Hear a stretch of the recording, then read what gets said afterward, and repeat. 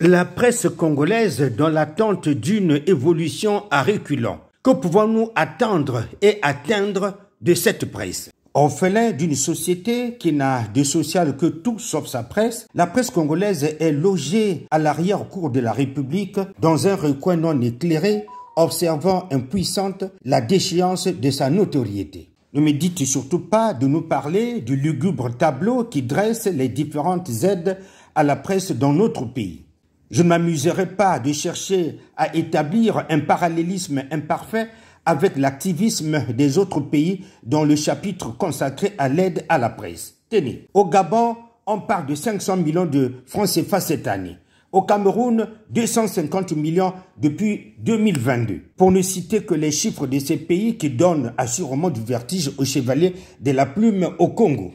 Parce que si en amont, comme je l'ai dit, il n'y a pas un service de production, d'information qui soit dynamique, forte, fiable, crédible, en aval, vous n'aurez pas une information qui puisse servir la qualité de la démocratie qu'on attend. Donc l'enjeu à ce niveau, il nous faut le comprendre et ça relève des politiques publiques qu'un gouvernement peut mener. En face, j'accuse. J'accuse la République qui a fini par divorcer de sa presse. J'accuse la société qui s'est dissociée de sa communication. J'accuse les citoyens qui se retrouvent blottis, émurés, statufiés dans la chambre de l'inaction, observant un étonnant silence des agneaux.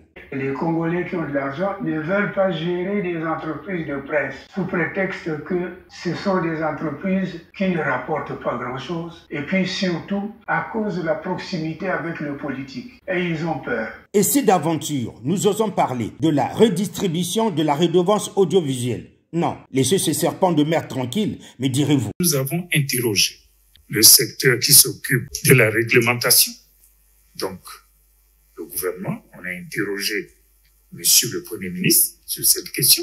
Nous avons interrogé le secteur qui s'occupe de la régulation, c'est-à-dire le Conseil supérieur de la liberté de communication. Pour nous dire, 18 ans après, nous tombons à 9 milliards.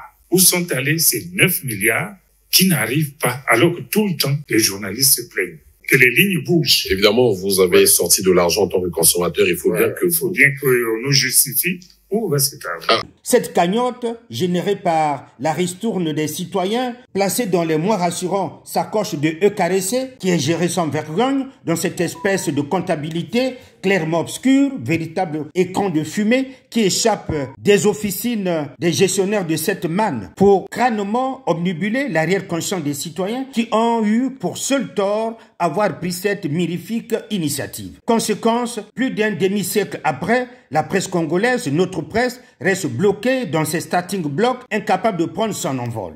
Il nous faut aussi nous faire harakiri et établir notre part de responsabilité dans la dégongolade de notre presse. Difficile de ne pas croire que le journaliste congolais a choisi d'une manière ou d'une autre de se complaire de sa compatibilité à la médiocrité, de pactiser avec l'absence de la vergogne professionnelle, d'annihiler les fondements du courage qui devrait meubler son métier, de chialer sur les difficultés de tout métier et enfin de se soustraire de manière ignominieuse de son sens de responsabilité, laissant s'effondrer comme un château de cartes, pire, construit sur du sable, le peu de notoriété qui lui collait encore à la peau. Bref, ne plus parler, donc ne plus exister. Une presse, ça n'existe pas quand ça ne parle pas. Car le silence de la communication, comme la communication du silence, sont absolument mortels dans ce domaine. Avec cette presse, où sommes-nous? Où allons-nous? Ces questions se posent malheureusement ou heureusement au large d'un océan agité par l'éclosion du numérique, déversant des vagues d'agitation, voire de perturbation dans la société